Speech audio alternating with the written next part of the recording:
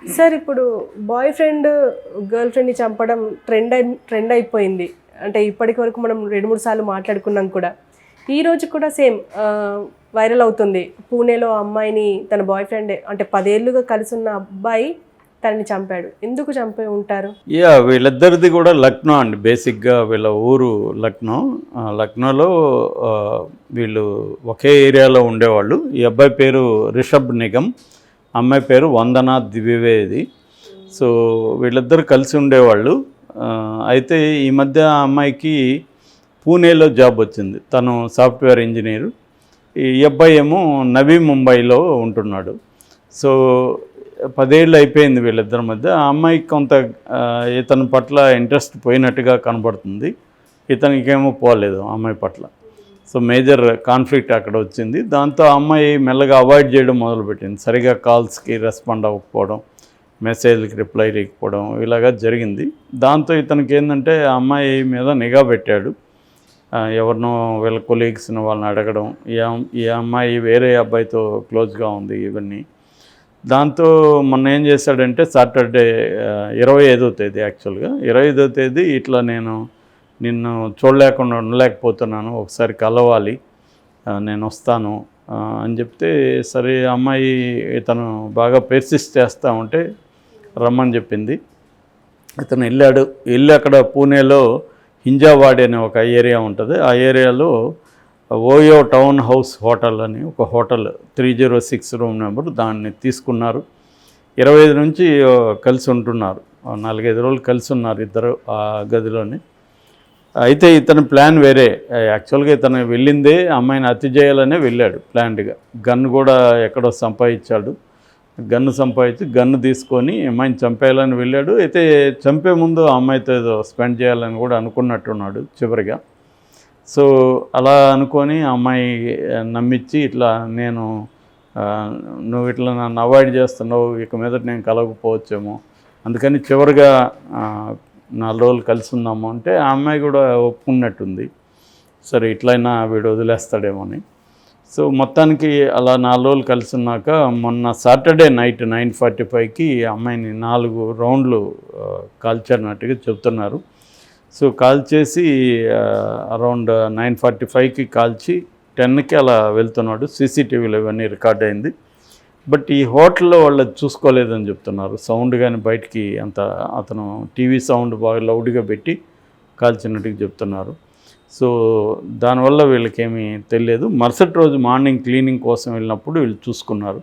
So పోలీసులకు inform చేస్తే పోలీసులు క్రైమ్ బ్రాంచ్ ఎంటర్ అయింది, గన్ కాబట్టి. సో అంటే గన్లు మామూలుగా క్రిమినల్స్ ఎవరు కూడా గన్స్ వాడారంటే ఏదో సీరియస్ క్రైమ్ అయి ఉంటుందని క్రైమ్ బ్రాంచ్ దిగి వాళ్ళు ఈ సీసీటీవీలో చూసి వాళ్ళ బంధువులకి వాళ్ళకి ఫోన్ చేసినప్పుడు వాళ్ళందరూ చెప్పారు ఇలాగా రిషబ్ నిగమ్ అని. సో అతను సెల్ ఫోన్ టవర్ అది ట్రేస్ చేస్తే నవీ ముంబైలో ఉన్నాడు అన్నారు. అక్కడ ముంబై పోలీసులకి వీళ్ళు ఇన్ఫామ్ చేశారు. ముంబై పోలీసులు అక్కడ కూడా క్రైమ్ బ్రాంచ్ వెళ్ళి అతన్ని ట్రేస్ చేసి మొత్తానికి పట్టుకొని తీసుకొచ్చి పూణే పోలీసులకి అప్పగించారు. వాళ్ళు విచారించినప్పుడు నేను కావాలని వాంటెడ్కి చంపాను, ఆ అమ్మాయితో 10 ఏళ్ళుగా ఉన్నాను, నాకు ఆ అమ్మాయిని వదులుకునే ఇష్టం లేదు, ఆ అమ్మాయి ఏమో నన్ను పక్కన పెట్టేసింది, అది నాకు ఇష్టం లేదు, సో నాకు దక్కని అమ్మాయి ఇంకెవరికి దక్కకూడదు అన్న ఒక కోణంలోనే నేను చంపేద్దామని డిసైడ్ అయ్యాను. సో చంపేనాక నా లైఫ్ ఎలాగైనా పర్వాలేదని నేను డిసైడ్ అయ్యి గన్ను తీసుకొని వెళ్ళి చంపేశాను. ఆ గన్ ఎక్కడ దొరికింది ఏంటనేది ఇంకా అతను కరెక్ట్గా చెప్పట్లేదని చెప్తున్నారు.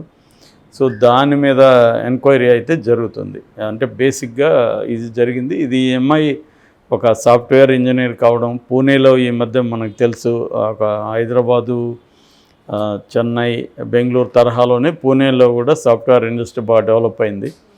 సో ఈ క్రమంలో ఒకసారిగా మొత్తం ఉలిక్కి పడింది.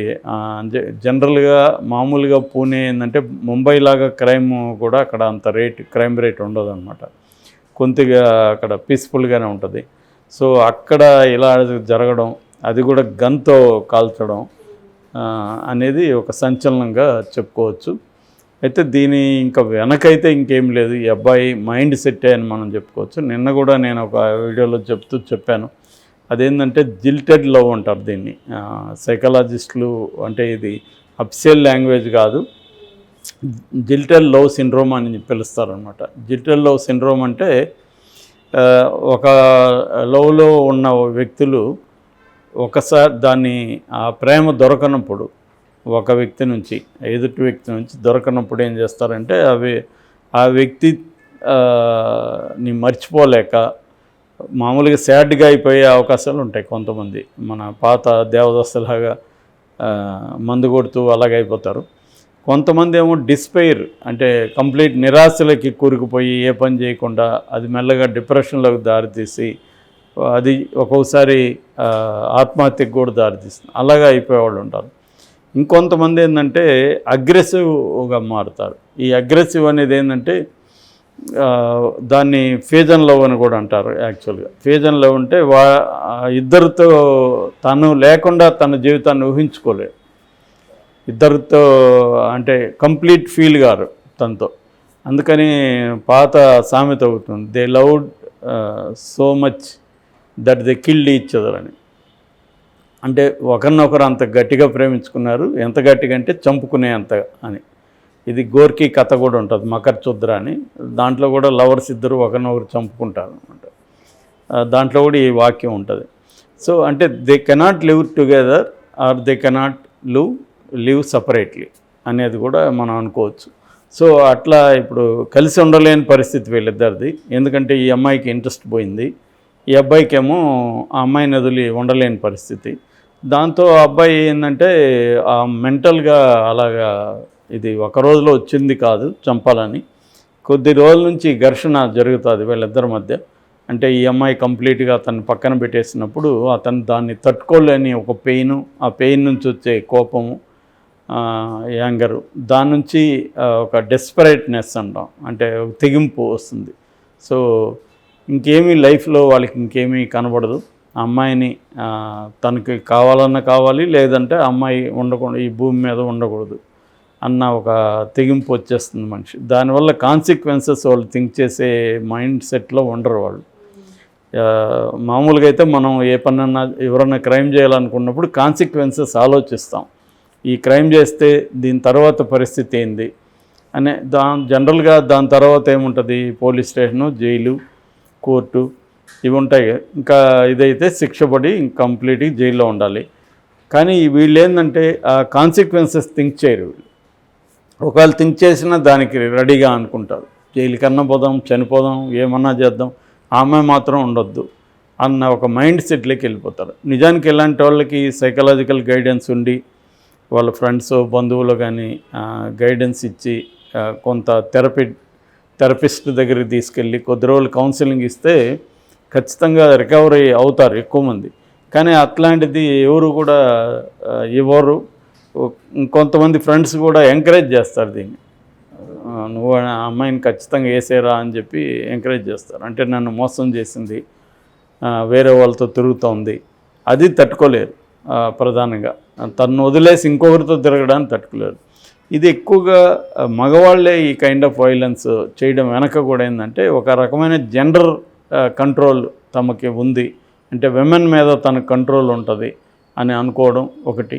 రెండోది మేల్ ఈగో ఒకటి ఉంటుంది. ఈ మేల్ ఈగో వూండ్ అవుతుంది, హర్ట్ అవుతుంది. ఆ మేల్ ఈగో హర్ట్ అయినప్పుడు ఇది చేస్తారు. మామూలుగా అమ్మాయిలు కూడా హత్యలు చేస్తున్నారు, కానీ లవ్లో ఫెయిల్యూర్ వల్ల అమ్మాయిలు హత్యలు చేయట్లేదు.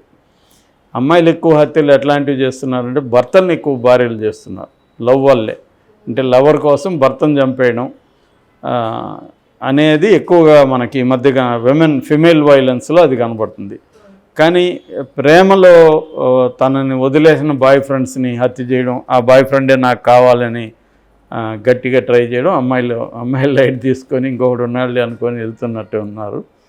ఎందుకంటే వాళ్ళ క్యూలో చాలామంది ఉంటారు. సో అబ్బాయిలు ఏంటంటే ఇది ఎక్కువగా కనబడుతుంది, ఈ ఎమోషనల్ డ్రామా అబ్బాయిల్లో ఉంది. రెండోది ఏంటంటే సైకాలజిస్టులు చెప్తున్నది, మారుతున్న జెండర్ రోల్స్ని అనుగుణంగా వీళ్ళు అబ్బాయిల్లో మార్పు రావట్ల. జెండర్ రోల్స్ ఇండియాలో చాలా స్పీడ్గా మారుతుంది. ముఖ్యంగా విమెన్ ప్రీవియస్గా ఉన్న స్థాయికి ఇప్పుడున్న అమ్మాయిలకి బాగా తేడా ఉంది. ఇవాళ అమ్మాయిలు ఏంటంటే తమ లైఫ్ మీద తమ కంట్రోల్ తీసుకోవడానికి రెడీగా ఉన్నారు. సో దాన్ని అబ్బాయిలు యాక్సెప్ట్ చేయట్లేదు, ఎందుకంటే ట్రెడిషనల్ వాల్యూస్లోనే ఉండడం వల్ల